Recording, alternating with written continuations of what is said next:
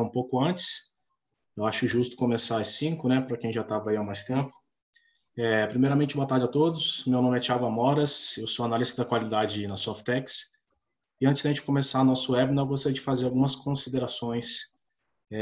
Primeiramente, agradecer à Analia por ter aceitado o nosso convite e ter disponibilizado seu tempo para poder fazer esse webinar para a gente. A Analia, ela é diretora executiva da Promove, coautora e organizadora do livro Jornada Ágil Digital, mestre em qualidade de software pela COP UFRJ e avaliadora líder do MPS, do programa MPS. Em segundo, o nosso webinar vai ter a duração de 1h30, onde será 1 hora de apresentação e os 30 minutos finais serão para perguntas e para tirar dúvidas. Tá certinho e a gente pode começar, Analia. Obrigada, Thiago. Gente, primeiro quero agradecer a oportunidade, é bem legal falar sobre assuntos que eu gosto, né? Enfim, a ideia de dar meia hora ali para perguntas, quem quiser perguntar, vou tentar responder. Eu vou parar o vídeo aqui para melhorar. Antes de começar a apresentação, eu queria dar uma conhecida aí rapidinho, Thiago, se fosse possível, da maior parte, se o público é mais técnico ou gerencial. Não sei se vocês podem responder pelo site, pelo chat, quem é técnico, quem é gerencial, só para eu dar uma aprofundada ou não. A primeira parte da apresentação, eu vou falar um pouco sobre práticas de engenharia de software, um pouco mais geral. E no finalzinho, para quem é técnico, eu vou detalhar um pouquinho mais a parte técnica. E aí eu peço desculpas que são só gerenciais aí. Mas tem que ter um pouquinho, né? Tem DevOps, tem que ter técnico, senão não tem muita graça. Vou falar um pouquinho sobre escala de agilidade com DevOps. Essa apresentação é um pouquinho sobre algumas experiências que eu tenho tido nesses últimos anos aí, com Scrum, com DevOps, com agilidade como um todo, não só Scrum, né? Eu acho que a agilidade é maior do que isso, né? Tem XP, tem Kanban, tem muito mais coisa, só que não dava tudo dentro do título, né? Mas dentro da questão da adaptação, de questões que eu venho utilizado e como que o MPS me ajudou um pouco nessa diretriz de escalar, né? Eu vou falar um pouquinho, para começar a falar, eu vou falar um pouquinho eu por eu, né? Vou me apresentar Analia por Analia, né? Então, falar um pouquinho sobre quem sou eu, né? Eu sou uma pessoa muito família, essa é a minha família, né? Aqui tem os meus 2 sócios, Mariana e David, e essas são as minhas filhas. Meus amigos, né? São importantes. Gosto muito de exercício e saúde, né? Então, acho que a qualidade não é só... Eu gosto não só de qualidade de projeto, mas de qualidade de vida, né? Com saúde, com exercício. Estou sempre nessa vibe aí de exercícios. Sou uma das sócias diretoras da Promove, né? E assim, falar um pouquinho sobre os meus objetivos na Promove, por que eu montei minha própria empresa, né? Assim, por que eu virei empreendedora nesse país onde é muito complicado ser empreendedor, né?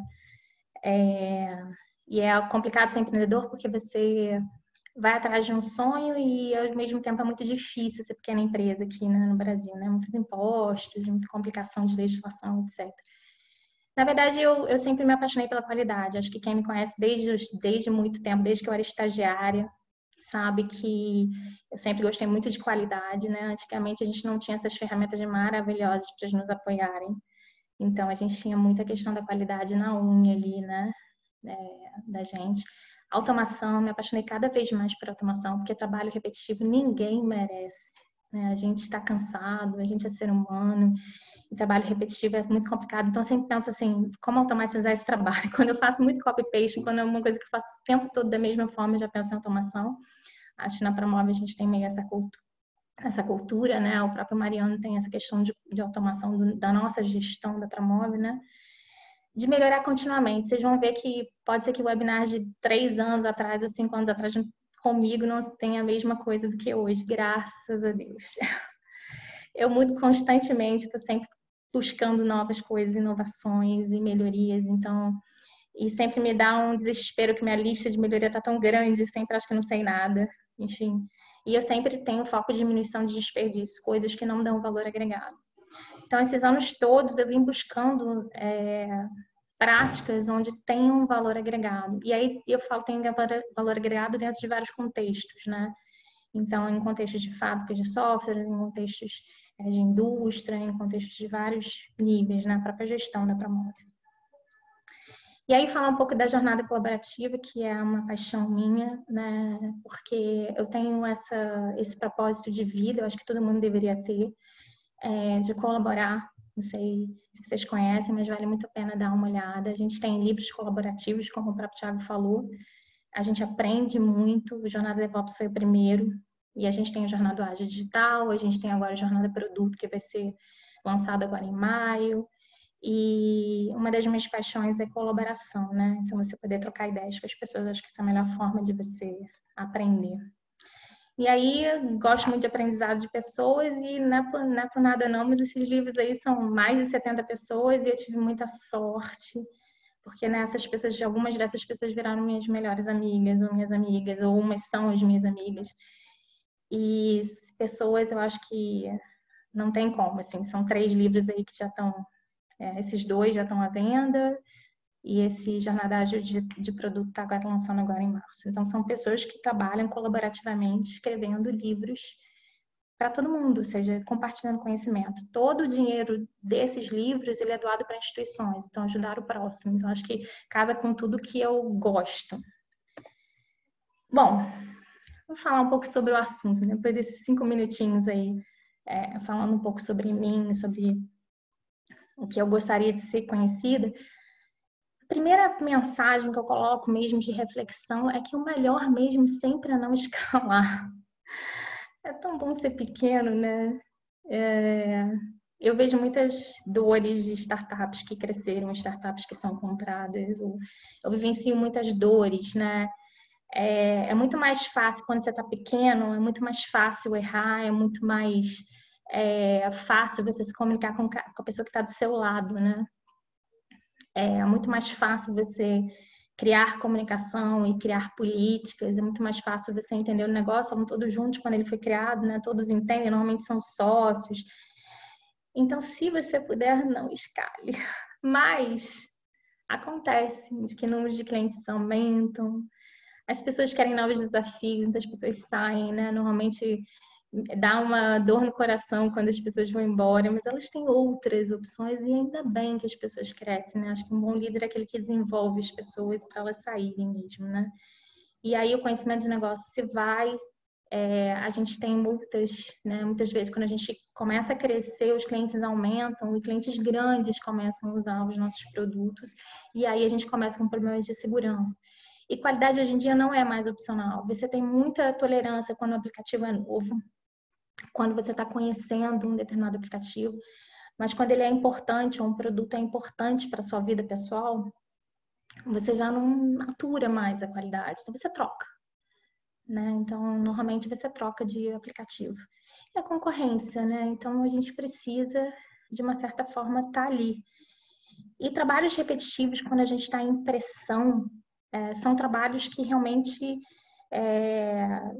a gente não consegue, são trabalhos que a gente pode errar. Desenvolvimento é muito bom de você desenvolver, mas você tem que pensar em qualidade. Só que era muito fácil antigamente, quando as nossas linguagens eram linguagens onde a gente meio que controlava tudo. Hoje em dia, a coisa está tão complicada que você tem um componente que você usa que você não sabe, ele é uma biblioteca, ou então ele está encapsulado, você não consegue entender, apesar dos códigos abertos, você precisa entender de muita coisa. Então, não é fácil você manter a qualidade de um código quando você reusa uma biblioteca pública. Ou como você tem que atender hoje em dia, os ataques são enormes, você tem hacker, você tem muita coisa, então você precisa ter muita coisa para lembrar quando você desenvolve um código. Não é justo.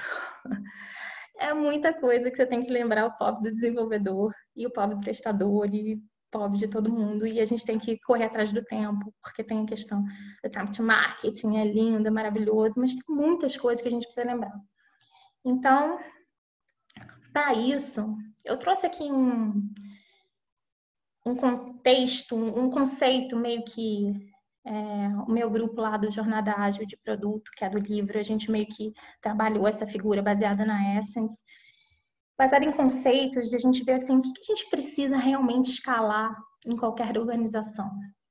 O que é importante a gente escalar de um time A para um time B, ou seja, o que é importante a gente, quando a gente tem várias squads, tudo bem, a gente precisa mesmo escalar, não tem jeito, tem 2, 3 squads ou 2, 3 times, quer que seja, que vocês tenham lá o conceito lá, squad ou time, quer que seja. O que realmente a gente precisa escalar? Coisas boas, né? Aprendizados, o método de trabalho, como o time A trabalha. O conhecimento no negócio, isso é importante escalar, ou seja, aprendizado. Requisitos legais, então assim, a gente vê que hoje em dia a gente tem muitos requisitos legais. Tem LGPD aí, tem segurança da informação, tem várias coisas que a gente precisa se preocupar, que, cara, a nossa cabeça não dá para absorver tudo. Então essas coisas precisam realmente ser escaladas, elas precisam, a organização precisa deter esses tipos de conhecimento, aquilo que é importante, aquela restrição que os times precisam conhecer.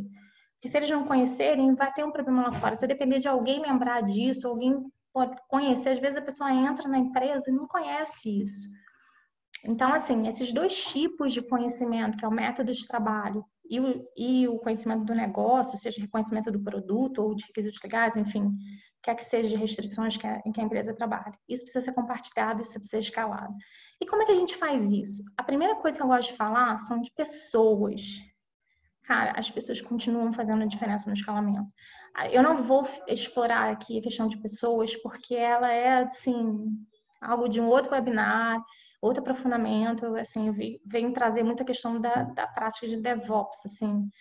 Mas a questão das pessoas, habilitar as pessoas o respeito das pessoas, né? Habilitar as pessoas a terem, principalmente, conhecimento.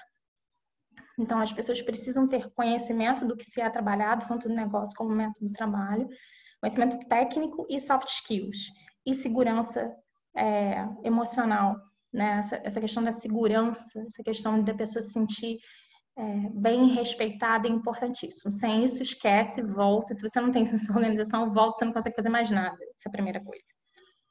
Outra coisa é promover a automação. A automação, ela é muito melhor em vários aspectos.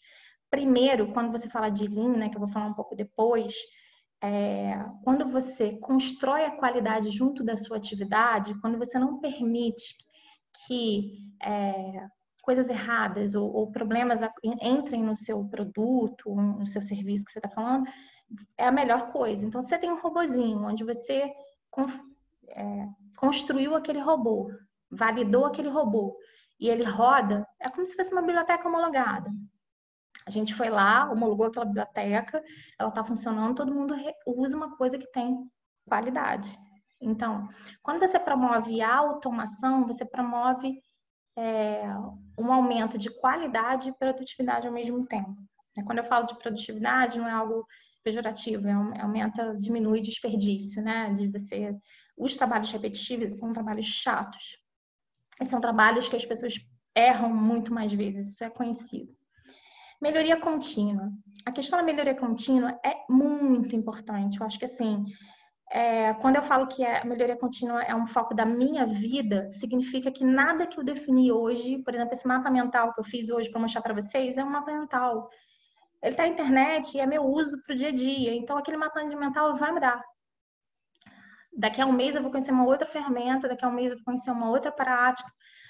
E as coisas têm que mudar. A gente não pode que eu falo muito é que a gente não pode se apegar muito a uma determinada coisa. Se não está resolvendo mais aquele problema porque seu time mudou, porque teve alguma mudança, vamos aceitar as mudanças. Vamos analisar se tem uma outra forma de fazer, promover essa melhoria contínua, promover essa troca entre os times, né? E governança, gente, por mais que essa palavra seja chata, né, que eu tenho uma medo de usar isso no público ágil aí, mas o que eu falo de governança é direção.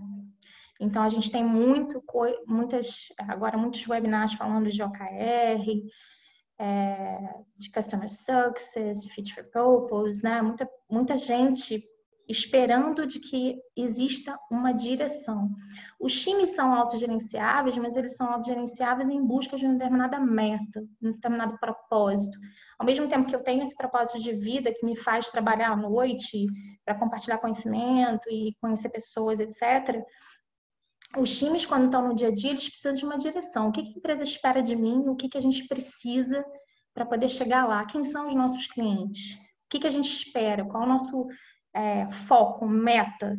Então, quando eu falo de governança, é exatamente o dono da empresa, você poder decifrar o dono da empresa, o que ele espera desses times, né?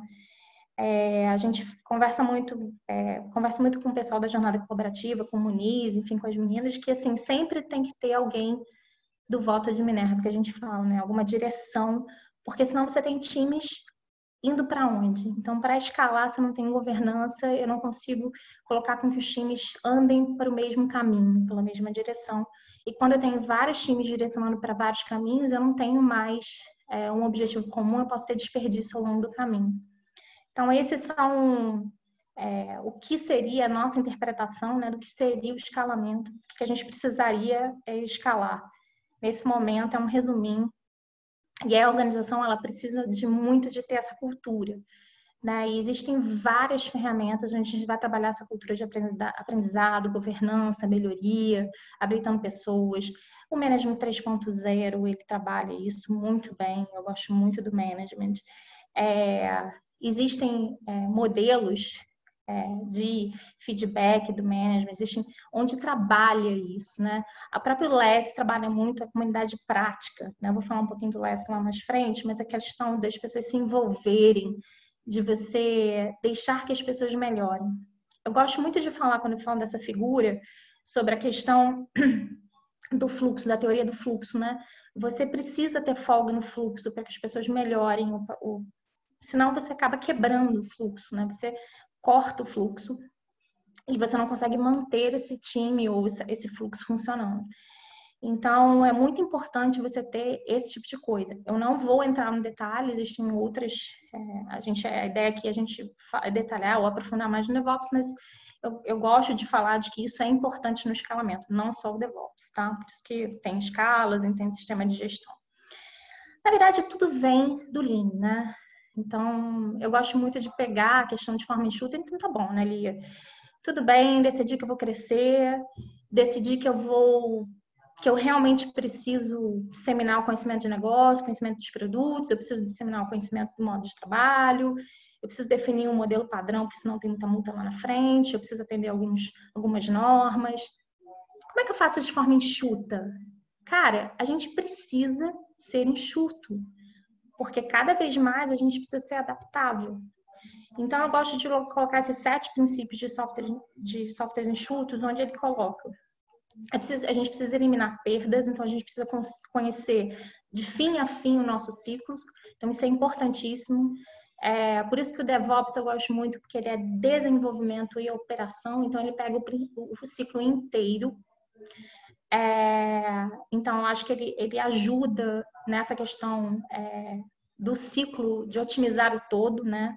Apesar de eu acho que ainda falta um pouquinho ali do upstream. Construir com qualidade, ou seja, você vai construindo com qualidade, o seu pensamento de qualidade desde o início. Você cria conhecimento. Se você não cria conhecimento, você não consegue, por isso as comunidades de práticas que o próprio LES coloca, enfim, outros modelos colocam com outros nomes, mas é isso. Adiar o compromisso, então, assim, você ter certeza, né? O Kanban trabalha muito upstream nisso, né? Você ter certeza antes de botar no seu backlog, né? São os refinamentos, os groomings, né?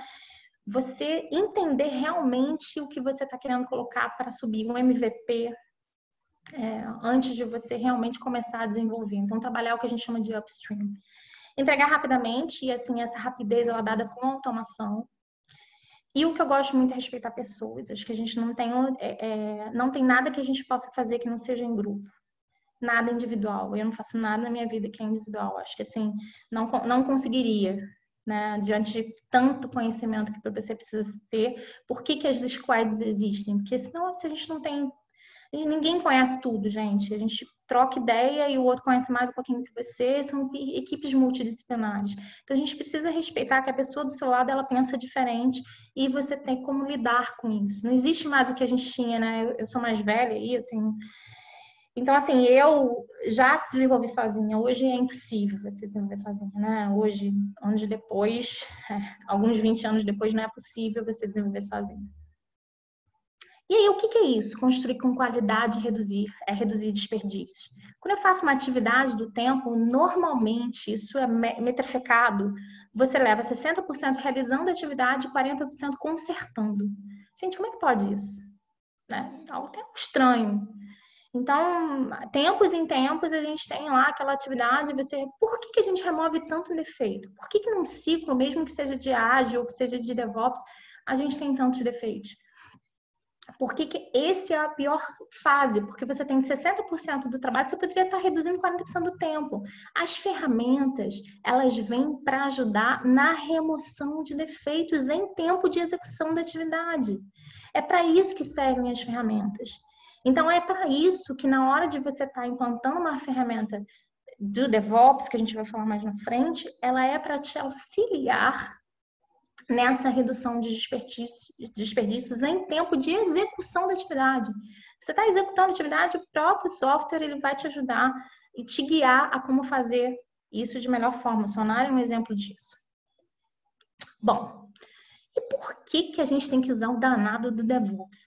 Isso aí é, por acaso, algum moda, né? Às vezes eu escuto muito, né? Então, assim, como eu lido muito com a questão das auditorias, e eu estou nesse mundo de auditoria também, eu só não saio desse mundo, que é para poder fazer esse deparo, para poder mudar o mundo de vez em quando. Mas a gente tem a questão, né, de alguns falarem, mas isso é moda, isso aí vai passar, vai acabar. A automação vai mudar, não vai se chamar jornada de DevOps, mas pode até mudar de nome, ou pode acrescentar coisas. Mas nesse momento, a automação é algo que a gente precisa trabalhar.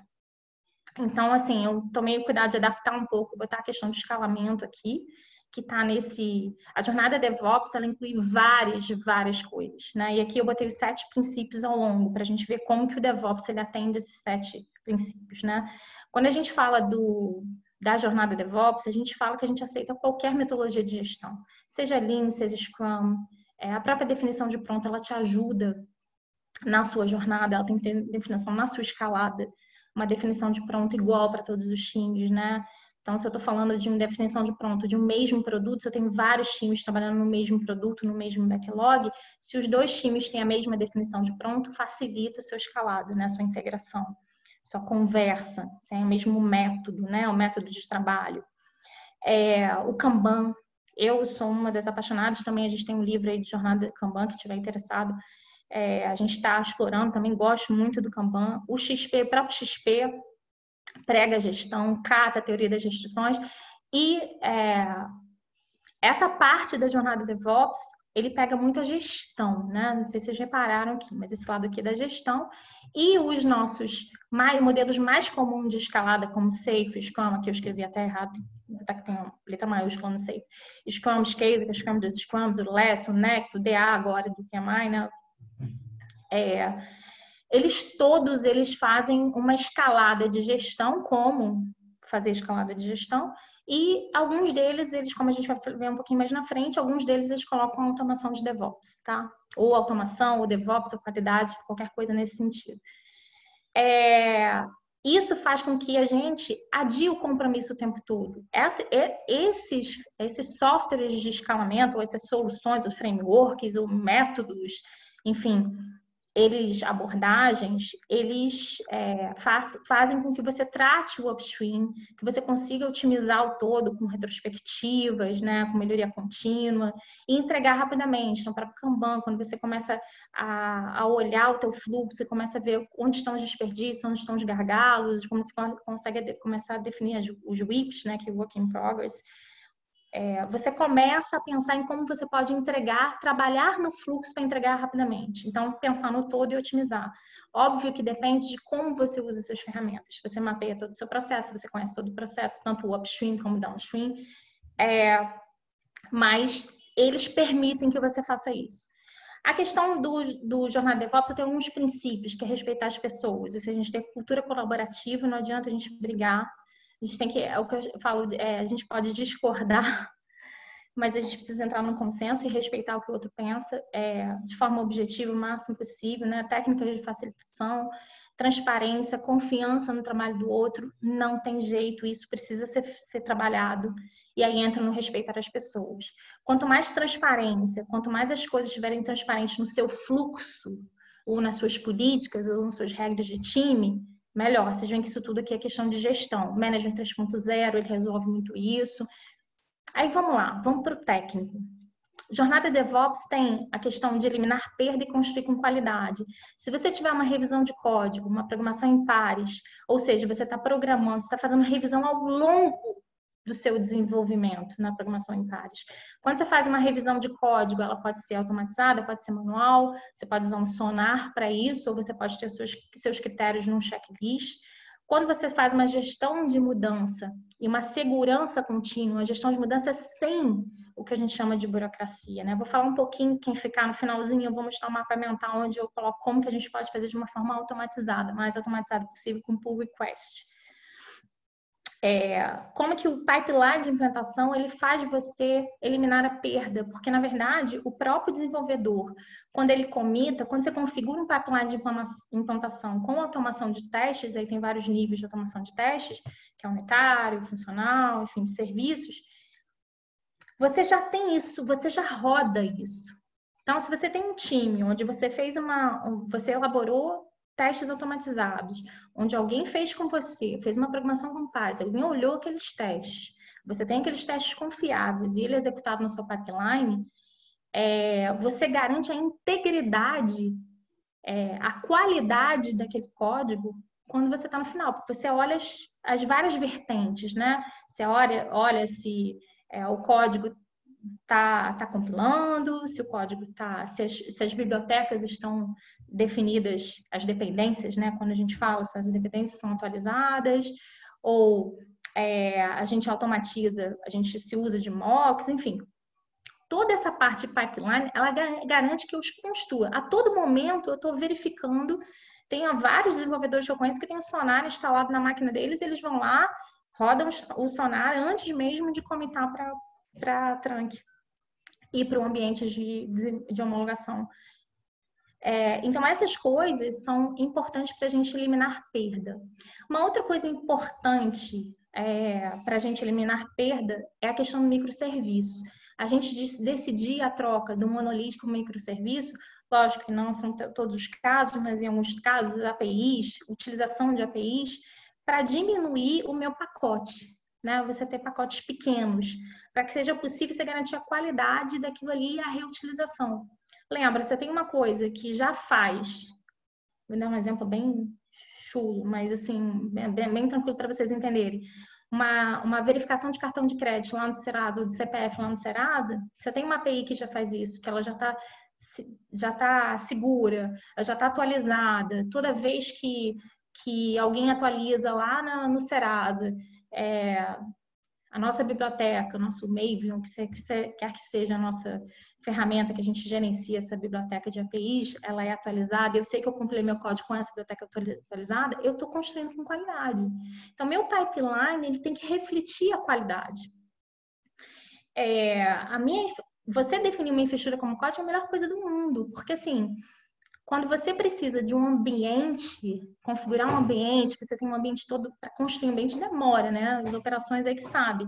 Quando a gente tem um código, um Docker na vida, que o ambiente é construído por script, e eu posso, a qualquer momento, destruir um ambiente, criar um ambiente, eu posso redefinir esse ambiente, se preciso for. Né? Então, eu posso criar ambientes de homologação, óbvio que tem custos envolvidos, óbvio que tem outras coisas que a gente precisa criar, o custo-benefício desses ambientes, o ambiente stage, enfim. Essas coisas a gente precisa entender, mas a decisão de infraestrutura como código, ele gera qualidade. Então, eu tenho aquele script, aquele ambiente, ninguém mete a mão naquele ambiente quando eu faço uma gerência de configuração nesse ambiente, um versionamento nesse script de criação de ambientes, né? Então, hoje em dia, a operação ela pode não deixar de versionar os seus scripts. Então, a operação ela também é desenvolvimento de código. Então, eu preciso construir com qualidade também todas as partes de criação de ambiente. Release de baixo risco, por exemplo, usar o feature toggle, que é você conseguir comitar um código que não vai para produção. Marcar lá, essa funcionalidade aqui não vai para produção. Ou então tem uma opção no próprio aplicativo para você tirar a opção de ir, né? Ou seja, eu não tenho perigo de eu colocar alguma coisa em produção que está inacabada. Outra coisa é a integração contínua, entrega contínua, implantação contínua, né? Faz com que você entregue rapidamente. A telemetria, experimentação, feedback contínuo e testes AB, eles criam conhecimento. Então, quanto mais você tem telemetria, tanto de produção, e aí entra operação e não desenvolvimento, você tem feedback, né? Ou seja, você tem o resultado de métricas, né? Que é a telemetria, e de como é, às vezes, você ter um feedback do teu usuário. Você pode colocar, implantar duas funcionalidades para entender como é que é esse retorno do usuário usando o teu produto, né? Para você criar conhecimento tanto do produto quanto do processo. Nesse monitoramento de telemetria, eu posso ter problemas de vulnerabilidades, tanto de código, como de performance, como de segurança. Então, ele pode criar conhecimento e voltar para aqueles dois itens lá no escalamento ágil, que é o modo de trabalho. Então, eu tenho que mexer no meu modo de trabalho porque criaram algumas vulnerabilidades de segurança, ou no meu produto, no meu negócio, porque tem um feedback negativo. Então, isso tudo faz com que DevOps seja a base para esse escalamento, tá? Na minha opinião. E por que a base deveria ser o DevOps também, né? Se a gente falar do Scrum for Scrum, do Scrum de Scrums, né, que a gente fala, se você olhar aqui os Scrum for Scrum, você vê que tem o ciclo que a gente chama de master, né, do ciclo. Você tem a questão da melhoria contínua. Você tem o processo no nível do time. Você tem a visão estratégica, né, que tem o upstream aqui mapeado, você tem a priorização do backlog, você tem toda essa parte do upstream, né, no escalamento, que é o negócio, o entendimento, a composição, o planning da release, né, que eu vou fazer. Aí você tem o feedback e você tem o desenvolvimento, é uma caixinha preta aqui. Ele fala muito de gestão. Como é que você faz o desenvolvimento? E aí o Scrum fala muito de qualidade, de automação, ele prega muito a questão de qualidade. E DevOps, então, ele atende essa bolinha do deployment, né? Da implantação, da execução, de você estar toda hora fazendo melhoria contínua, né? De estar toda hora você fazer com que este ciclo seja cada vez mais rápido, então só com qualidade. Eu lembro que a cultura mais difícil na questão do Scrum é você dividir em histórias menores ou pequenas e você conseguir construir a cultura da qualidade, construir a qualidade desde o início, que são os testes unitários automatizados, você incluir o seu time multidisciplinar, os testes junto com o Product Owner, com o dono do produto ali. Então, isso é o mais difícil, que é a questão do entendimento do desenvolvedor, essa junção de que a qualidade tem que ser construída desde o início. Eu não vou fazer alguma coisa para alguém testar depois, porque o retrabalho pode ser 40% mais. Então, tem que trazer. E a automação traz para mais cedo, porque quando você fala de desenvolvimento orientado a testes, quando você fala de BDD, quando a gente fala de TDD ou OTDD, você está falando de coisas que você faz ao longo do seu desenvolvimento. E essa cultura, essa disciplina de testes, tem os analistas de qualidade que estão ajudando nesse time para automatizar o máximo possível. O outro framework, que é o LESS, que eu particularmente gosto muito do LESS, ele tem coisas muito importantes que são princípios, guias, experimentos. Ele traz muitos experimentos, muito conhecimento, que ajuda muito em vários contextos organizacionais. Ele é super simples, mas a base dele também, se vocês olharem aqui, é gerencial. Ele fala de planning, ele fala de... Óbvio que nesses princípios tem a base do Lean, que é o que a gente colocou ali, então tem desenvolvimento de software, e tem uma coisa que me chama muita atenção, que é a melhoria contínua até a perfeição. A perfeição não existe, né? Graças a Deus que não existe, então a gente estava buscando melhoria contínua até o fim. E isso remete à automação com qualidade. E aí ele fala muito de comunidade de prática. Então, quem não conhece, acho bem legal. Ele fala alguma coisa dessas estruturas, é uma estrutura super simples, é bem legal. E eu gosto porque a base é simples de você entender, é simples de você implantar e, ao mesmo tempo, ele tem a complexidade do DevOps envolvido, porque da automação. Porque para a gente trabalhar com times, quanto mais a gente automatizar, gente, mais fácil é a gente escalar. Porque se um time ele mexe numa feature, em algum requisito, qualquer que seja o nome, uma hipótese, quer que vocês trabalharam numa história, ou num código, se eu tenho teste automatizado, eu consigo garantir um mínimo de qualidade, mesmo que ele não tenha conhecimento do negócio inteiro. Então, a automação é muito importante para o escalamento. Por isso que eu sempre indico o DevOps para quando a gente quer escalar o ágil. Em desenvolvimento de software, lógico, né? E tem um muito conhecido que é o SAFe, né?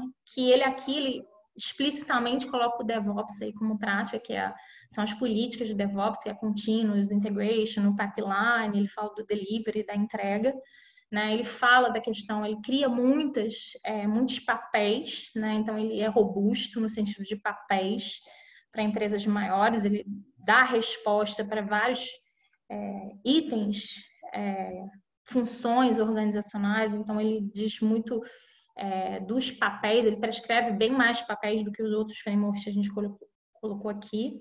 Então ele destrincha um pouco mais e ele fala especificamente da questão da automação, tá? Da importância dessa automação. Ele fala de época, enfim, ele descreve muito melhor, ou muito melhor, não que ele seja melhor, mas ele descreve muito mais prescritivo do que os outros frameworks, né? Também é bem usado por empresas grandes. Eu gosto do Less, que é o mais simples, mas ele é bem usado. E ele tem alguns papéis interessantes, que no Less ele resolve por comunidade de prática. Aqui ele tem o papel do arquiteto, né, da questão do escalamento. Então, de uma certa forma, existem fãs e existem críticas a todos esses modelos, né? Mas eu acho que cada modelo se adequa a algum contexto organizacional que você tenha. Eu não sou taxativa de nenhum outro. Eu só gosto mais do Less, eu uso mais o Less porque eu acho ele mais simples. Mas, às vezes, eu preciso definir alguns papéis, algumas coisas de safe também, eu defino também. Eu acho que o importante na agilidade é a adaptação. É conhecer e adaptar o seu tipo de contexto organizacional. Não existe uma bala de prata, né? Como a gente fala. Outro framework é o Nexus, né? Ele fala muito sobre gestão também, ele é bem parecido, né, com o Scrum dos Scrums. Ele tem um planejamento de sprint, algumas outras particularidades. Ele tem vários pontos para você se lembrar no times Scrum, como é que você faz a revisão, como é que você entrega um incremento integrado, mas ele também tem a base no Lean, na qualidade e na gestão. Ele resolve muitas questões de gestão. Vocês viram que a maior parte desses frameworks, eles trabalham muito a questão de gestão. Mesmo no SAFe que eu coloquei aqui, ele não coloca todas as práticas ágeis, né, do DevOps. Apesar que ele coloca bem DevOps aqui no meio, né, então ele fala esse built-in quality, né. Mas a maioria dos frameworks de escalamento, eles trabalham muito a gestão. Por isso que eu falei no início que o melhor seria não escalar, né? Porque quando envolve gestão é complicado. O Less, ele resolve muita questão de gestão com a comunidade de prática e com o próprio time fazer essa gestão. E aí, algumas organizações, elas conseguem trabalhar assim e outras não. Então, acho que depende de cada conceito, de cada cultura organizacional, tá? Bom, por que transparência a respeito das pessoas? Eu adoro essa frase, eu acho ela incrível. Independente do que você adote, independente qual framework de escalamento que você adote, independente qual a direção que você tenha para modo de trabalho ou conhecimento, você tem vários itens que você trabalha com refinamento de backlog, você tem o PBB, que é o Product Backlog Building, você tem o Design Thinking, você tem várias técnicas e ferramentas para você tá trabalhando conhecimento, tá colocando o conhecimento, escalando conhecimento, escalando. Agora, se você tiver uma cultura tóxica, sem respeito a pessoas, sem transparência, não adianta. Você pode fazer isso tudo aqui, que não adianta você seguir em frente, que as pessoas vão embora. Então, assim, o que eu coloco isso é que, independente de tudo que a gente falar, de novo, a gente tem que ter respeito e transparência para as pessoas.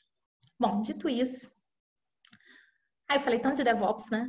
O que DevOps envolve, então? Ele envolve essa eterna briga que a gente tem entre a área de desenvolvimento e operações, né?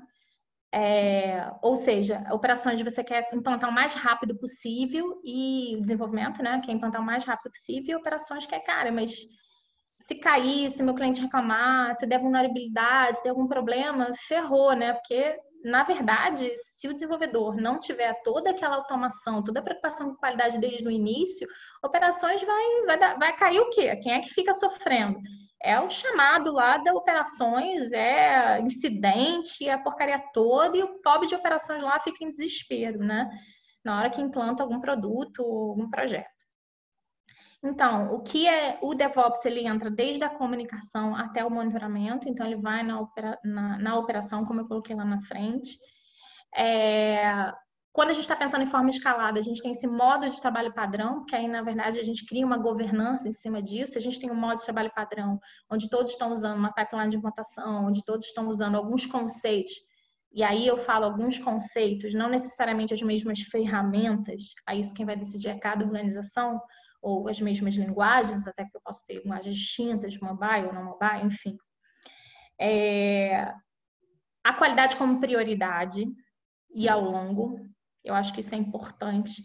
Estabelecer confiança, ou seja, a gente poder saber o que a gente erra. Então, muitos times falam assim, Analia, eu registro defeitos internos, quando acho problema interno, eu registro dentro da sprint, fora da sprint. Falei, gente, olha só, transparência. A gente precisa entender, conhecer os nossos pontos fracos para a gente melhorar. Se a gente não fizer isso, a gente não vai saber. Aí eu deixo eles decidirem, porque a qualidade é a prioridade. A gente precisa aprender. Se a gente não registra algum problema de defeito, a gente não sabe o que a gente errou. E aí a gente não volta àquela melhoria contínua, a gente não analisa os nossos desperdícios, né? O aprendizado contínuo, então a gente precisa... Pessoas felizes, gente. Tudo tem que ter um porquê. Eu sempre falo, para que serve o pipeline de implantação? Para que serve um teste unitário? Toda vez que a gente conversa, que eu converso nas empresas sobre isso, que a gente conversa nos times, eu falo assim, a gente precisa de um teste unitário para a gente garantir a qualidade. Analia, preciso ter 100% dos testes unitários automatizados? Depende. O ideal é ter, mas eu sei que tem custo-benefício. Não adianta a gente implementar testes unitários, por exemplo, em algumas coisas que no início do projeto, em tudo. Porque no início do projeto não tem nada, né? Então, assim, tem umas coisas que a gente precisa decidir ao longo do caminho. Valor agregado. Eu sempre penso, sempre falo para os times, isso está te dando valor agregado? Ah, não sei. Então, por que você está fazendo isso? A gente tem uma cultura crítica. E assim as pessoas ficam felizes. Elas não estão felizes quando elas fazem coisas burocráticas, que elas não servem, elas não sabem para que servem. Então, trabalho repetitivo é sempre com a ferramenta, gente. Sempre com automação e ferramenta. Então, quando a pessoa fica feliz, é porque ela está agregando naquilo que ela está fazendo. Então, ela está olhando algum indicador, ela está fazendo uma tomada de decisão. Então, daqui para frente, quando é mais robôs, a gente tem até um robô aqui em casa que faz a limpeza. Olha, não precisa nem passar lá a vassoura, né? Só precisa fazer a manutenção lá no robô. Então, assim, hoje em dia, o trabalho repetitivo está cada vez mais diferenciado. Então, as pessoas querem fazer coisas que deem valor, que tenham valor agregado. Então, quando alguém fala, Analia, não estou gostando disso, não estou achando legal, aí eu explico por quê. Então, é importante as pessoas saberem o porquê das coisas, tá? Tá bom, se DevOps é tão bom, por que as organizações estão paradas no meio da institucionalização desse DevOps? Isso aqui é do States of DevOps de reporte de 2019, tá? Na verdade, o State, não sei se vocês conhecem, mas o State DevOps, ele fornece um benchmarking, uma avaliação de benchmarking com as empresas que usam DevOps. E eles fazem uma análise de como que eles estão nessa implantação do DevOps, né? E aí eles veem que eles têm uma alta evolução, tem poucas pessoas, você vê que a maioria tá aqui, né? A gente não consegue avançar para práticas de entrega contínua, de operação. Por que será isso, gente? Por que DevOps ele tá tão difícil continuar se ele é a estrela, né? Ou seja, eu fico falando para vocês que a gente tem que automatizar, tem que fazer, etc. Aí vamos lá, o que eu tenho percebido nesses últimos anos, né? Caramba, gente, são muitas ferramentas. São muitas customizações, cara, é muita coisa. Você tem solução para tudo. Isso aí vocês devem ter ouvido falar em vários lugares. Hoje em dia, você às vezes desconhece o que a ferramenta faz, o que essa ferramenta pode automatizar. A gente usa o padrão, a gente não entende o que o padrão faz, a gente simplesmente instala. E as restrições e o contexto da empresa não são consideradas, não existe uma conversa, não existe um entendimento do negócio suficiente, que é aí que é a ideia do escalamento, para incluir nos times essa restrição. Gente, use essa ferramenta com esse tipo de configuração ou padronização, porque a gente precisa atender uma tal de LGPD ou uma tal de restrição de segurança, uma norma de segurança de informação, para você ter vulnerabilidade. Ou então, simplesmente, para você não ter vulnerabilidade nem ataques, que é muito melhor, né, às vezes, né, do que isso. Você configura, sim, sua ferramenta, né? Então, muitas vezes eu entendi esse motivo porque a gente acha que uma ferramenta vai resolver todos os nossos problemas. E ela resolve sim os problemas de automação, mas não é simplesmente chegar lá e instalar a ferramenta. É escolher a ferramenta, é traçar o processo por trás. Aí que o modelo brasileiro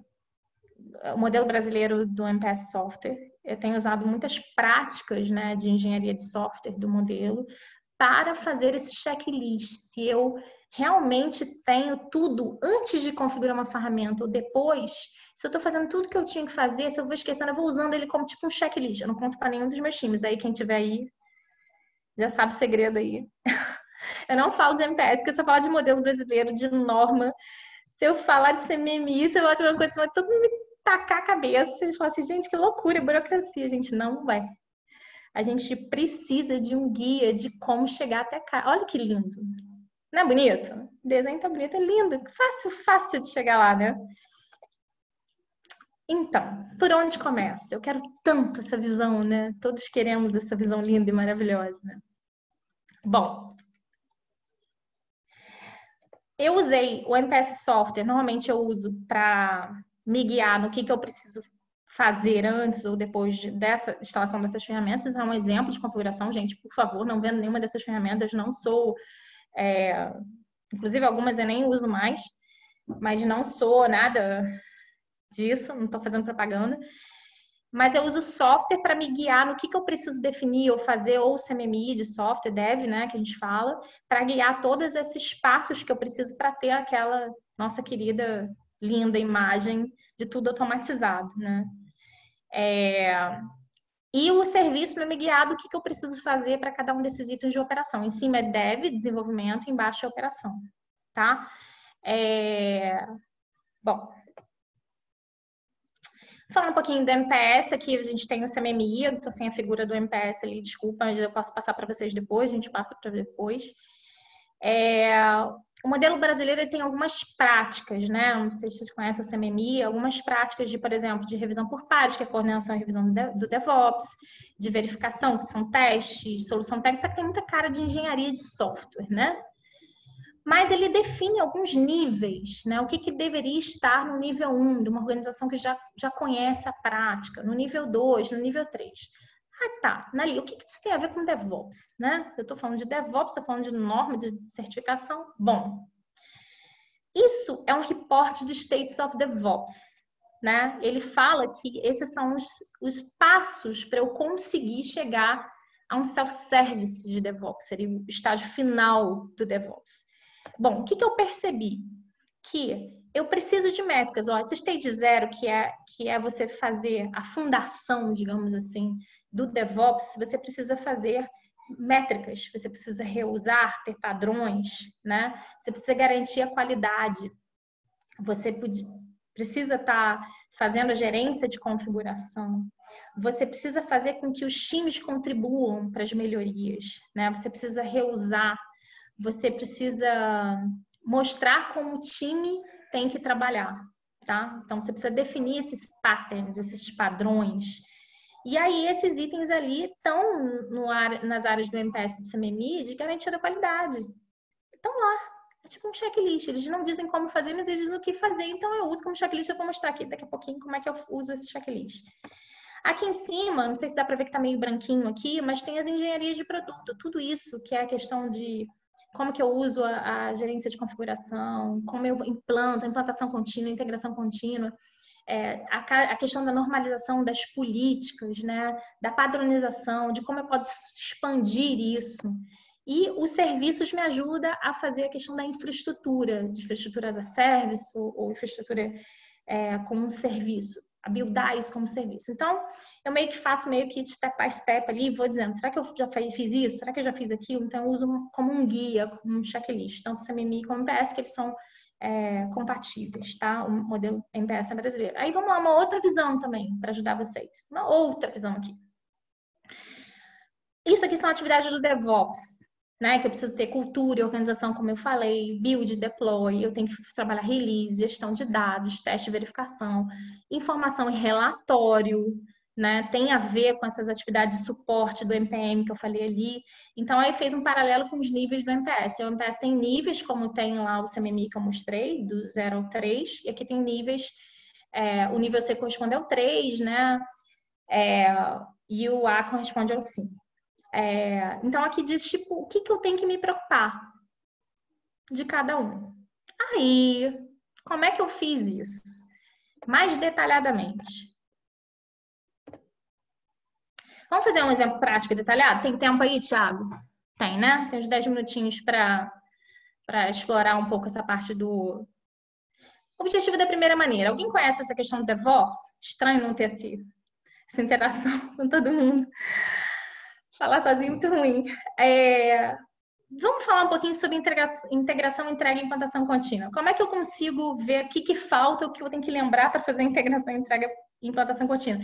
Isso não é simples, não é fácil. Digam aí os meus amigos aí de times, o que eu vou fazer? Eu vou pegar o que eu faço de deparo. Eu parei de fazer o share e eu vou fazer um share aqui do meu mapa mental, certo?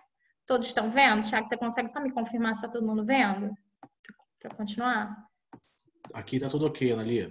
Tá tudo ok? Certo. Vou falar de primeira maneira. Eu fiz várias coisas, gente. Eu só deixei público algumas coisas, mas quem quiser a gente pode trocar ideias. Estou super... Isso é meu, mas eu fico atualizando de tempos em tempos. Tá. Fazer implantação contínua, que é ambiente de produção, entrega contínua, ambiente de homologação e entrega contínua de desenvolvimento, o que eu tenho que fazer? Cara, gente, a primeira coisa que eu tenho que fazer é definir e implantar versionamento, gente. Sem versionamento eu não tenho pipeline. Certo? E quem que me ajuda nisso? Lembra da base? GCO, Gerência de Configuração, Configuration Manager do MPS. Esses itens aqui são práticas do MPS, ó. São resultados esperados. GCO1, GCO2, GCO3, GCO4, GCO5. O que eu fiz? Opa, será que eu tenho isso? Aí eu fiz um deparo aqui. Aí tem várias áreas de processo aqui, gente. Não vai dar tempo de falar tudo, mas depois vocês podem explorar. Cara, que itens que devem ser colocados nesse meu Git? Várias pessoas me perguntam, Anali, eu uso o Git para código, para documento. Cara, eu sou uma fábrica de software, tenho que entrar no documento. Cara, eu tenho que decidir o que vai estar nesse meu sistema de gerência de configuração no meu Git. Se é código, se são as histórias, ou vou ter o Azure DevOps, se já vai ter rastreabilidade com as histórias. O próprio Azure DevOps, ele já faz essa gerência de configuração das histórias, que é tudo loga. Quais são os documentos obrigatórios de organização que tem que gerar? Isso vai estar no Git? Vai estar no SVN? Vou usar um controle de gerência de configuração só? As bibliotecas, elas vão ser um item de configuração? Eu vou escalar isso? Vai ter alguém cuidando disso? E os microserviços? Onde eles vão estar? Em que Git vão estar? O outro, um sistema para gerência de configuração de mudanças é definido. Cara, vou usar o GitHub? Qual é o meu processo de mudança? Toda mudança de código na pipeline terá que ter revisão de código? São 2 pessoas? Qual a política de commit do meu time? A descrição é obrigatória? O PR, que é o Pull Request, vai ser obrigatório? Eu mesmo posso aprovar meu PR em que situações? Escolha de ramificação, gente. Se eu não fizer isso, como é que eu vou usar e eu vou configurar uma pipeline? Se eu vou desenvolver no trunk, gente, devagar, eu sei que ninguém desenvolve no trunk, é muito complicado. Desenvolvimento em branch. O que fazer se esse produto está em produção? Qual é o meu branch? Qual é o meu bug fix? Como é que eu vou fazer? Eu vou criar uma branch para cada história, vou criar uma branch para... Aí começam os estresses. O outro, como é que eu configuro o meu pipeline? Os pacotes na pipeline, elas vão ser gerados automaticamente ou manualmente? Né? Que ferramentas vão servir para comunicar a implantação de um release? Gente, estão vendo como é que eu faço um deparo? Então, a engenharia de software me ajuda, quer dizer, o MPS me ajuda de passo a passo para eu ver se eu esqueci de alguma coisa. E isso eu faço para GCO, faço também, que meu horário está passando, faço também para verificação, que são testes, ou seja, eu tenho que entender, por exemplo, a cada projeto, como é que eu vou usar o Sonar. Se vocês sabem, o Sonar ele detecta alguns bugs meus. Ele define algumas vulnerabilidades, muitas boas e muitas ruins. Eu tenho que definir o que ele vai olhar. Eu tenho que analisar o risco. Todas as histórias que tiverem manipulado dados sensíveis terão PR, isso terão pull request, isso numa LGPD. Quais os cenários específicos de testes funcionais realizados quando eu tenho envolvido algum dado sensível? Isso eu vou estar escalado, isso vai ter uma biblioteca. Todas as releases que tiverem alteração de arquitetura padrão vão passar pelo pull request? Ou todos os tipos de testes devem ser automatizados em 100% das funcionalidades críticas? Então, vou fazer testes unitários em tudo, funcionais, vou usar o Selenium, vou usar o Unity. Os testes de usabilidade vão ser manuais? Exploratórios, vou fazer o ciclo de testes, né? O que vai ser revisão por pares, né? Quais são os procedimentos? Eu vou usar revisão por coordenação, vou usar programação em par, vou revisar sobre os ombros, vou fazer um e-mail repassado. Isso tudo são práticas de DevOps. Eu vou fazer revisão de código com ajuda de ferramenta. Vou fazer um checklist, porque é bem legal um checklist, principalmente quando a gente tem envolvido coisas que o Sonar não pega. Então, eu tenho que entender o que o Sonar pega para poder fazer checklist manuais, senão eu não consigo garantir a qualidade do meu código. Qual o percentual de cobertura de cada tipo de teste ao longo do desenvolvimento? Então, são métodos, procedimentos, ambientes, tudo que tem aqui são dicas do MPS que me ajudam a entender o que eu tenho que decidir, os ambientes. Cara, é muito complicado você definir um ambiente de dev, homologação e produção. A homologação tem que ser um ambiente parecido com o de produção, que é a validação. Em que momento os testes de pipeline, os testes manuais serão realizados? Eu vou ter automático ou não? Estão vendo? Então, aqui, do lado de cá, estão as práticas do MPS, aí tem arquitetura, tem GCO, tem todas as áreas que eu coloquei aqui. Acho que eu vou dar uma pausa aqui e mostrar de novo as áreas. Só para ter uma explicação do que anda. E tem umas áreas também, deixa eu dar um stop share aqui. Vou voltar aqui do CMMI, e tem áreas de gestão. Mas de gestão eu nem coloco muito, porque de gestão, que são essa parte de monitorar, controlar, todos os frameworks de escalamento, eles trabalham todos os itens de gestão. Eu já fiz esse manual aí, esse deparo aí de boas práticas de nível de gestão com essas, e todos esses frameworks atendem todas as boas práticas de engenharia de software de gestão. E qual é a vantagem do MPS, gente? Aí vantagens de negócio, que eu vou colocar aqui embaixo. Editais públicos pedem essas certificações. Então, assim, você saber fazer esse deparo e você entender, primeiro, aí tem a questão de ser uma boa prática, né, dele te dar uma diretriz de como o que você tem que se preocupar antes de instalar a ferramenta ou de implantar a ferramenta. E quando você tem um certificado no final, você tem editais públicos que pedem certificações. Então, você pode ser por consequência. Eu digo que o MPS só serve quando ele é por consequência, a certificação. Quando você quer aquilo por consequência. Auxílio na obtenção de certificado de compliance, é quando você define tudo direitinho, a gestão de mudanças automatizada. O Accelerate é muito boa referência para quem quer falar sobre gestão de segurança, gestão de mudanças automatizadas. Então, a pipeline de implantação, você tem muito mais coisas que vão automáticas na pipeline e poucas coisas que precisam de pull request. Como eu coloquei lá, vocês vão ver que nesse mapa mental, eu tenho análise de itens que vão automáticos e itens que pedem pull request, né? Auxiliação de operação de normas de 27, 9001, 29110, a própria LGPD, né? E compatibilidade com o CMMI, que é uma certificação internacional. Eu acho que eu passei. 7h59, Thiago. E agora? Contigo. Tem muita pergunta aí? Você ainda quer terminar a apresentação? Acho que foi. Tô sharp. Finalizou certinho. Time box, Muito bom, cara. muito bom. Então, Técnica de pessoal, agora... facilitação. Pode terminar, ali. Nada, eu só brinquei. Técnica de facilitação, time box, você me conhece, sabe que eu vou certinho. Legal.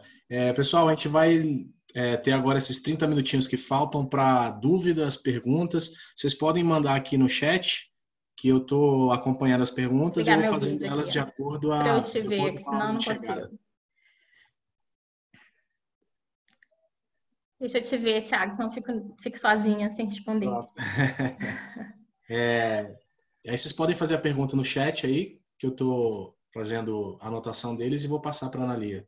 A gente teve uma pergunta lá no comecinho que eu anotei aqui, que foi do Jeff Teles, que ele pergunta assim: hoje em dia a segurança cibernética está contida na segurança da informação ou as duas representam a mesma coisa?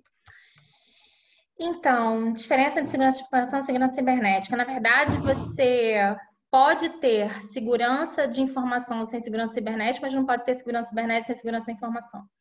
Na verdade, eles são a cibernética, tem vários conceitos de segurança da informação que tem vários níveis de segurança cibernética, vários requisitos da ISO, de Sistema de Gestão de Segurança de Informação, já tem implementados alguns itens que são importantes para a segurança cibernética. Mas a segurança cibernética tem mais níveis, né, que você pode chegar. Então, que é o CSS. Então, assim, se você quiser mais ferramentas, eu te falo, mas, assim, eu te mando um framework que é bem interessante. Mas a segurança cibernética, ela tem uma maturidade maior. A norma, ela não diz... Ela diz o que você deve fazer, algumas coisas ela prescreve e te ajudam na segurança cibernética, mas outras são mais de maturidade, aí você define de acordo com a sua organização e de acordo com as ferramentas ou parques de hardware que você tem, e software que você tem. Legal. Tem mais uma aqui do Thiago Maia, que ele pergunta qual ferramenta de controle e monitoramento de gestão você indica? Trello, Redmine, Jira? De gestão, eu gosto muito do Jira, na verdade, e eu gosto muito do Teams, eu tenho gostado muito do Teams, sabia? Do DevOps, do Azure DevOps, junto com o Teams ali, eu tenho gostado muito. Eu gosto desses dois. Mas eu já usei Redmine, também é bom. Mas eu tenho gostado muito do Azure DevOps e do Teams, assim. Mas já usei Jira também, gosto. Legal. O Vicente Martins está perguntando como fazer para garantir que os membros entendam os valores agregados nas tarefas que estão atuando. Então, o que eu comecei a fazer? Eu comecei a mostrar um pouco, sem dizer que é MPS, da qualidade, do porquê. Lembra que eu falei do mapa mental? Esse mapa mental, na verdade, a partir do requisito da MPS, eu escondo. Vou contar esse segredo, desculpa aí, eu escondo ali um pouquinho. E aí eu deixo só as boas práticas no final. Por que você está fazendo isso aqui? Porque você tem que ter a qualidade, porque você pode ter um problema, se você não fizer um teste unitário automatizado, você vai ter que fazer tudo manual. Possível. Aí eu falo, por que você faz automatizado? Você faz uma vez só. E aí eu tento mostrar o porquê que a gente tem que fazer uma estratégia. Por que eu tenho que fazer, por exemplo... Eu tive um projeto uma vez que ele tinha muito mais ênfase em integração de serviços do que em funcionalidades. Então, a gente preferiu fazer 100% de cobertura de testes de serviço e não de testes unitários. Então, o porquê eu estou fazendo 100% de cobertura de testes unitários? Porque meu sistema é funcional. Porque eu tenho microserviços. Porque eu tenho isso. É isso. Passar para a engenharia de software, a base. E aí, eu uso isso para dizer o porquê que é importante fazer testes unitários automatizados. Eu mostro, na verdade, como experiência, boa prática. Às vezes é bom também, sabe o que? Chamar outras empresas. Eu faço muito isso, webinar interno ou meetup, que agora não dá para fazer na empresa, mas você fazer webinars entre times e mostrar o ganho que tem, entendeu? Acho importante. Às vezes, vocês, casa de ferreiro, espeta de pau, né? Você pede alguém de fora falando, alguém da ThoughtWorks, por exemplo, mostrando, alguém de outro lugar, assim, da Google. Funciona também. Legal. A Vanessa Torniche e o Zeziel estão perguntando se o conteúdo vai ficar disponível depois. Vai ficar sim, a gente vai colocar e pode mandar para quem se interessar. Vocês podem o mapa botar mental, a vocês URL está ali. eu tenho um mapa. Tá. Foi aquele que você me passou, né? Tá. Deixa eu ver aqui a próxima. O Edenilson Buriti. Em fábrica de software, Edenilson! em fábrica de software, o que o mercado tem utilizado em relação a hotfix e em caso de liberação durante os sprints? Ai, meu Deus, que pergunta. Então, a estratégia de branch, né? Eu vou te falar o seguinte: a questão de branch, desenvolvimento no trunk, eu confesso que nenhuma das empresas que eu conheço, que eu consegui ver, conseguiram fazer essa questão de desenvolvimento no trunk. Normalmente elas fazem uma branch para cada sprint ou uma branch para cada story. E você tem lá uma branch que é uma branch íntegra, né? E aí você faz um bug fix, depois você integra para a master, depois você vai integrando para as branches abertas. Normalmente essa que é a estratégia usada. Apesar de eu achar que a gente devia perseguir menos de branches e mais desenvolvimento no trunk. E aí, para isso, a gente precisa ter uma boa qualidade construída ao longo, né? A gente precisa ter muitos testes automatizados, muitos testes, enfim, muitos testes funcionais, muita cultura de qualidade na empresa. Mas eu prefiro isso, eu prefiro poucas branches, entendeu? Mas normalmente tem um hotfix, uma branch para cada hotfix. Legal. O Vicente Martins está perguntando, para produtos legados que não teve a implantação dessa cultura de valor para o que gera valor em automação, para que não gera valor desde a origem, como caminhar para evoluir esses produtos? Cara, encapsula, começa dali para frente com a cultura, tudo que é novo faz na nova arquitetura. Sugiro isso, porque tem que analisar. Assim, teve um cliente meu que a gente analisou a cada mudança que tinha naquela funcionalidade, por exemplo, a gente criava uma funcionalidade nova arquitetura que privilegiasse a automação, microserviço, etc. E aí encapsulava o que não dava. E aí a cada modificação fazia aos poucos. Cara, não dá para você ficar o tempo todo mexendo no legado. Infelizmente, o custo é muito alto. Então, normalmente eu analiso.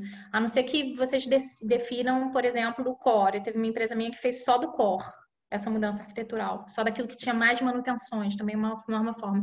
O que eu coloco mais são coisas que eu vivenciei, gente, mas é importante entender o contexto da organização. Às vezes, vocês podem fazer um custo. Eu sempre gosto de não dar essas coisas de sempre ser assim, entendeu? Mas eu gosto de usar, por exemplo, qual é o custo hoje, métricas, para me apoiar em decisão? Qual é o custo hoje de você mexer em algo legado? Qual é o custo de eu transformar isso para nova arquitetura? E aí, meio que fazer isso para decidir se eu vou transformar alguma coisa muito crítica em automação. Aquilo que não é nunca usado, ou quase não é usado, ou que é usado, mas está estável, não tem bug, deixa, encapsula e alguma hora que ele vai evoluir. Minha opinião, tá, gente? O Márcio Passos, ele perguntou se os níveis de qualidade do MPS e CMMI ainda são colocados como pré-requisito para participação em edital. Se sim, quais são eles? Quais editais? Então, essa coisa de edital, alguém não sei se tem alguém, não sei se o Thiago pode me ajudar, mas normalmente eles pedem, o que eu sei, o Thiago não sei se ele consegue falar um pouco mais. Eu sou da equipe técnica, né? Normalmente esse é o modelo de negócio, mas eles pedem na hora da contratação. Na hora da contratação, acho que tem, não é isso, Thiago? Não sei se você Isso na consegue hora me da ajudar. contratação, na hora da contratação da empresa. Eles pedem, ainda estão pedindo. Alguns editais ainda pedem. O Edenilson, de novo, ao fazer aceitação com o cliente, estamos controlando as mudanças em branches de hotfix. Qual a sua opinião? Ao fazer a aceitação do cliente, vocês estão fazendo mudanças em hotfix. Estão controlando as mudanças em branches de Do cliente, na hotfix. hora que você faz a implantação lá do cliente. Cara, Denilson, eu acho que assim, é você olhar o quanto de desperdício, assim, eu para tomar uma decisão se está ruim ou bom, qual é o seu esforço na integração dessas branches, para as branches em desenvolvimento. E aí ver se existe uma forma diferente de você fazer.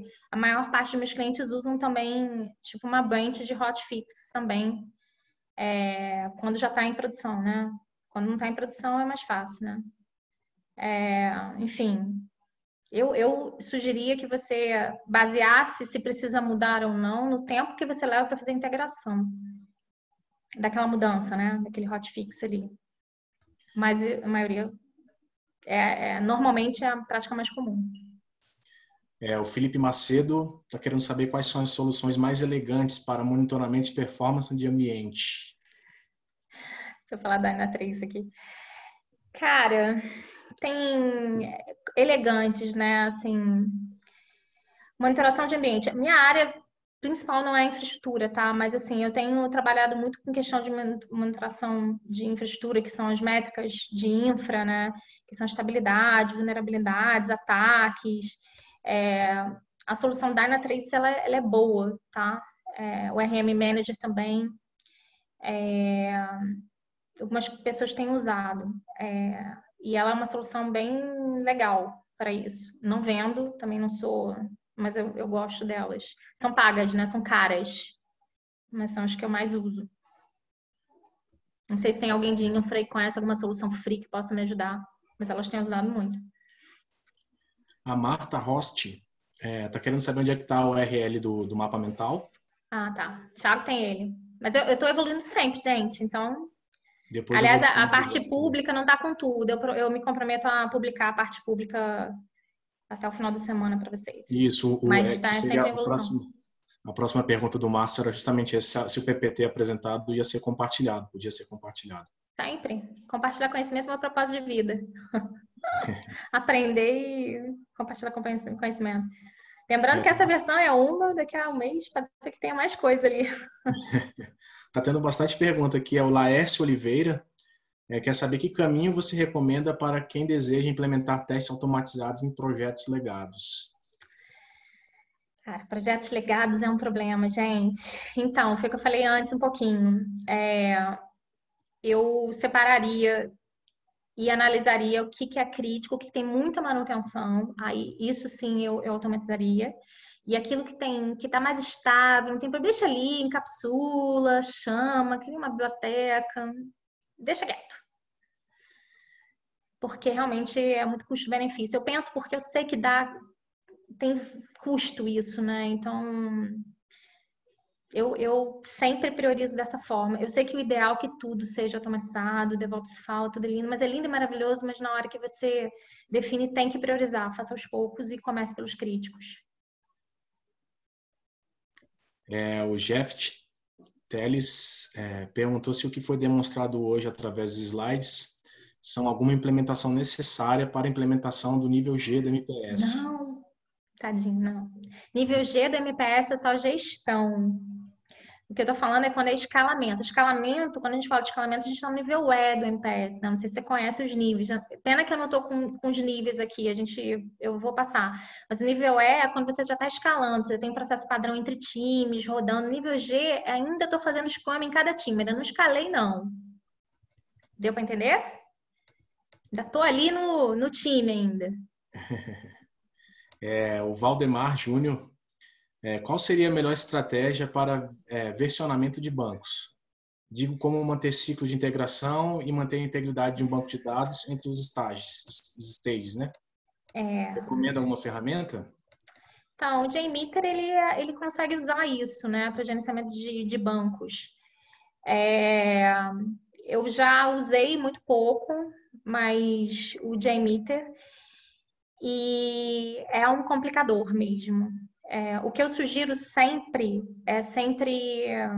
ao invés de gerenciar a versão de banco, eu não sei se o que tem ajudado muito, é sempre usar, por exemplo, você usar dados de produção e dados de homologação, sempre estar refazendo o banco sem ficar gerenciando versão. Você está falando de versão de script, de DDL ou de dados de banco mesmo?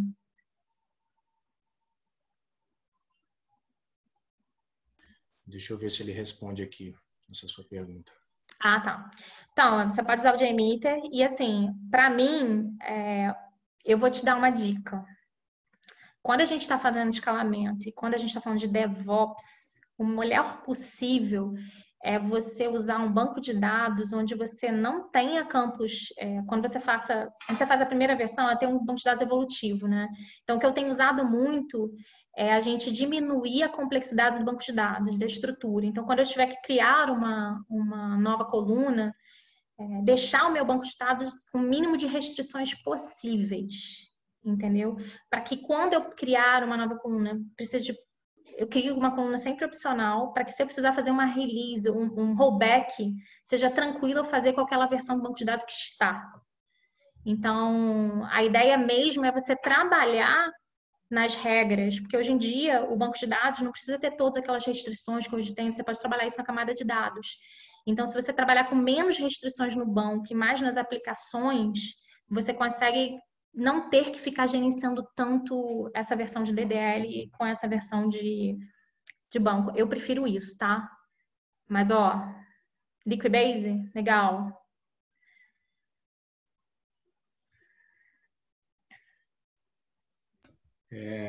Passar para a próxima pergunta aqui, que é da Joana Carrasco.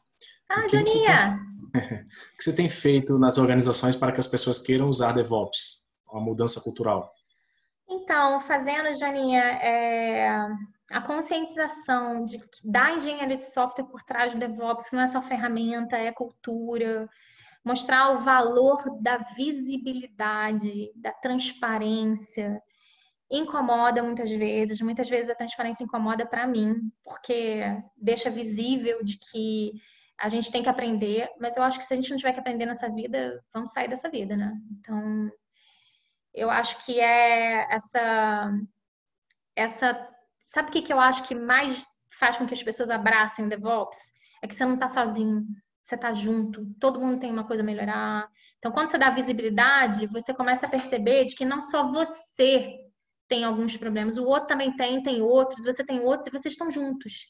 Então, acho que isso é o que mais abraça o DevOps e automatizar tarefas repetitivas, que você não tem que ficar fazendo inspeção em coisas repetidas, ter uma ferramenta que garanta uma qualidade, que você saiba o que ela olha e sabe o que ela não olha, aí pronto, aí um abraço, todo mundo vai querer fazer.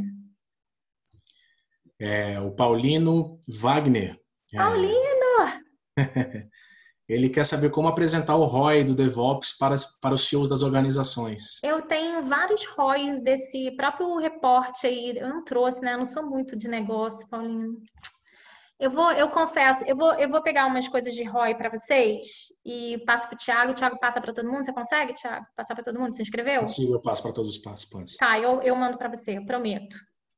Eu não sou muito comercial, né?